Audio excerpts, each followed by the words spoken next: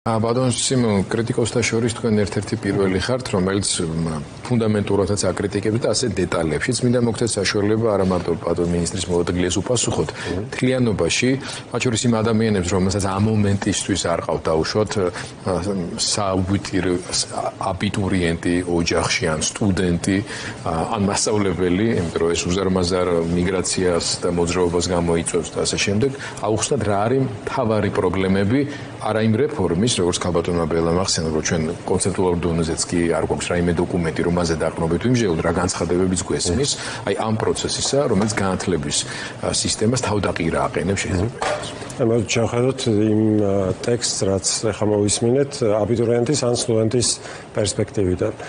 აბიტურიენტს სტუდენტს შეუძლია დღეს აირჩიოს ტექნიკური უნივერსიტეტი, თბილისის სახელმწიფო უნივერსიტეტი, ილიას უნივერსიტეტი ან სოხუმის უნივერსიტეტი იმისთვის, რომ ისწავლოს სამართალი. და თუ ეს რეფორმა გატარდა, მხოლოდ თბილისის სახელმწიფო უნივერსიტეტში შეიძლება, რომ ისწავლოს სამართალი. მხოლოდ ირაკლი კობახიძესთან შეიძლება, რომ ისწავლოს სამართალი. ანუ ალტერნატივა უბრალოდ არ იარსებებს. თუ არ მოგწონს ირაკლი კობახიძე როგორც ლექტორი, გამოჭერილი ყავხარ და რომც არ მოგე, აი თქვა ჩაავარე აქ. და მე მივხვდი, რომ არ გინდა მასთან სწავლა. ალტერნატივა უბრალოდ არ იარსებებს სახელმწიფო უნივერსიტეტებში. ეხლა ისიც თქვა, რომ აი ჩვენ ხო არ ზღუდავთ კერძო უნივერსიტეტებსო და თითქოს არსებობს ალტერნატივა, რომ გადავიდეს კერძო უნივერსიტეტში. კერძოშიც გადასვლა უფრო რთულდება, იმიტომ რომ ეხლა თუ არსებობს სახელმწიფო გრანტის სისტემა, რომელიც სტუდენტს გაყვებოდა, მაგალითად თბილისის სახელმწიფო უნივერსიტეტიდან, თქვათ, ნებისმიერ კერძო უნივერსიტეტში, ამის გაუქმებასაც აპირებენ. ანუ უფრო ძვირი დაუждდება ახალგაზრდას, რომ წავიდეს კერძო უნივერსიტეტში, იმიტომ რომ სრულად უნდა დაფაროს მაშინ თავისი სწავლა საკუთარი ჯიბიდან. თუ კერძო უნივერსიტეტებს ეცოდინებათ, რომ ალტერნატივები შემცირდა, უნივერსიტეტები, ნაკლები უნივერსიტეტია, რომელიც იმ პროფილის მიხედვით ასწავლის, მაშინ გაიზრდება მოთხოვნა. თუ მოთხოვნა გაიზრდება ფასებიც. ეს არის, როგორც 2-2-4-ია. მერე აი ბატონი ზვიადი ამბობს, რომ კოლაბორაცია არ არსებობს. ეხლა შეიძლება მას არ უნახავს ეს კოლაბორაცია, მაგრამ ეს არ ნიშნავს, რომ კოლაბორაცია არ არსებობს, იმიტომ რომ მაგალითად ბევრი სადიპლომო ნაშრომი არის კოლაბორაციის შედეგი. როდესაც მაგალითად დიპლომზე მუშაობის დროს განათლებაში ადამიანი შეიძლება ამავდროულად მუშაობდეს ფსიქოლოგებთან, ან მუშაობდეს სოციოლოგებთან, ან ყავდეს ორი ხელმძღვანელი, თანახელმძღვანელი. ის რომ ის საკუთარი პერსპექტივიდან უყურებს, ჯერ ისიც ძალიან საეჭვოა, რომ რუსთაველის ფონდში არ იყო კოლაბორაციული პროექტები, იმიტომ რომ არის ბევრი პროექტი, როცა თქვა ჰუმანიტარები მუშაობენ, თქვა პოლიტიკის და სოციალურ მეცნიერებების წარმომადგენლებთან, მაგალითად, როცა ისტორიკოსები მუშაობენ სტატისტიკური მეთოდებით, ან როცა არქეოლოგები მუშაობენ გეოლოგებთან ერთად და ასე შემდეგ. აი მაგალითად, ილიას უნივერსიტეტს ჰქონდა ბევრი პროექტი, როდესაც მაგალითად საზღვაო კვლევები ტარდებოდა გეოლოგებთან ერთად.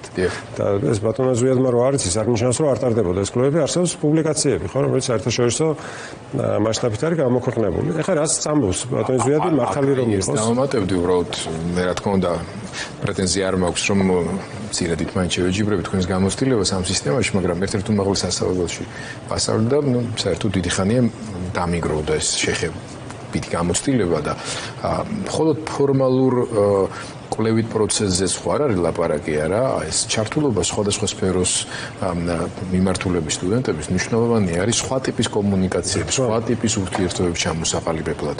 რა ვიცი, ხა ფილმებში მაინც ხო უნახავთ, რომ დაუშვათ წამყვანი მსოფლიოს უნივერსიტეტების ეზოებში ამ კომუნიკაციების შედეგად, ურთიერთობების შედეგად ჩდება და იბადება ისეთი დისკუსიები, ისეთი იდეები, რომელიც უბრალოდ ერთი სფეროს ჩაკეტილ იზოლირებულ სფეროებში არ იბადება ხოლმე. ამასაც ხომ აქვს. რეკ მარტო თბილისის სახელმწიფო უნივერსიტეტში უნდა ხდებოდეს ამ რეფორმის თბილისის სახელმწიფო უნივერსიტეტში ტექნიკური პროფესიების წარმომადგენლები ვერ იქნებიან მაგრამ ეგ უცნაური ამბავია იმიტომ რომ რასაც ამბობენ ესენი ეგ საბჭოთა კავშირის დროსაც კი არ იყო მაგალითად თბილისის სახელმწიფო უნივერსიტეტში შეგეძლო გესწავლა ქიმია ჯავახიშვილის კონცეფცია ხო ეს იყო თავისთავად ხო თესევში შეგეძლო გესწავლა ქიმია და ტექნიკურში შეგეძლო გესწავლა ქიმია თავად ივანე ჯავახიშვილის არა უბრალოდ თესევში ივანე ჯავახიშვილის კონცეფცია პროფესია. დამფუძნებელი. მაგალითად, ბაბუაჩემს დამთავრებული აქვს ერთდროულად ისტორიის და ფილოლოგიის მიმართულებები და ორივეში ჰქონდა ხარისხი და ორივეში მუშაობდა და ეს ახლა ამ რეფორმის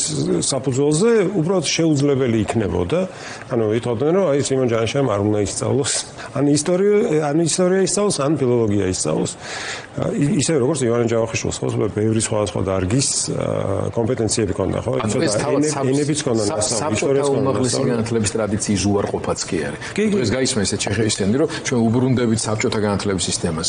ესეც ტყუილი. სიამდვილეში უარეს ვიღებთ, ანუ საბჭოთა განათლების სისტემას არ არის ეს. ხო, მაგრამ აი კიდე ერთი ტყუილი რაც თქვა, რომ ჩვენ არ ხურავთ უნივერსიტეტებს. გაშინ რას დავარქმევთ დახურვას. აი მაგალითად როცა ამბობს, რომ ბატონი ზვიადი, რომ ილიას უნივერსიტეტში ტრადიციულად იყო განათლების მიმართულებები, ხოლოდ განათლების მიმართულება რო დავტოვოთ დღეს ილიას უნივერსიტეტში, აი უბრალოდ რაოდენობრივად რო წარმოვიდგინოთ, 17000 სტუდენტის მაგერად იქნება 600 სტუდენტი. რანაირად შეიძლება ამას არ ერქვას უნივერსიტეტის დახურვა, როდესაც თან ის უნდა გავითვალისწინოთ, რომ აი მაგალითად ეხლა ერთ-ერთი ყველაზე რეიტინგული, ყველაზე მნიშვნელოვანი რეიტინგი მსოფლიოში უნივერსიტეტების აფასებს ილიას უნივერსიტეტს არა მხოლოდ საქართველოს მასშტაბით საუკეთესო უნივერსიტეტად, არამედ კავკასიის მასშტაბით საუკეთესო უნივერსიტეტად. ყველა ის მიღწევა არაფერად არ მიაჩნიათ, ხო? ანუ მაგალითად ის რომ საბუნებისმეტყველო მეცნიერებებში არის აქვს ძალიან მაღალი მიღწევები ილიას უნივერსიტეტს, ეს უნდა გაუქმდეს, მხოლოდ იმიტომ რომ ზვიად გაბისონიას ან ირაკლი კობახიძეს ასე უნდა. ეხლა რატომ უნდა? ეგ ცალკე საკითხია და სწორედ იმისთვის უნდა რომ დაიხუროს ეს უნივერსიტეტი. ანუ სხვა მიზანი მან შეუძლებელია რომ იყოს. და მათ შორის შენობების გამოთავისუფლდეს კანონი. ეს ორი მიზანია, ხო? პოლიტიკური მიზანი. ირაკლი კობახიძემ თქვა 2024 წლის 22 მაისს, ზუსტად აი ამ დღეს გიორგი გვიმრაძესთან ინტერვიუში მან თქვა ესეთი რაღაც, რომ უნივერსიტეტებში პროფესორები ასწავლიან, რომლებსაც აკლიათ კვალიფიკაცია და რომლებიც არიან მიკერძოებულები პოლიტიკური ნიშნით და ჩვენ ამას უნდა უშველოთ. და ასევე თქვა, რომ ამ ყველაფერს ექნება ისეთივე ტკივნეული გამოხმაურება, როგორც ჰქონდა გამჭვირვალობის კანონის. როცა შეტევა იყო მედიაზე და არასამთავრობო ორგანიზაციებს. ეს არის უბრალოდ ამ ჯაჭვის გაგრძელება. და როდესაც გველაპარაკებია ხარისხზე, სინამდვილეში ეს არის უბრალოდ რიტორიკა, თორე პოლიტიკა არის პოლიტიკური კონტროლის დამყარება უნივერსიტეტებში და პრაქტიკა კიდე ცალკე ამბავია. ანუ როცა გეუბნება რომ რაღაცას გავაკეთებ, ჩვენ უნდა გვაჩვენოს რა არის მათი გაკეთებული.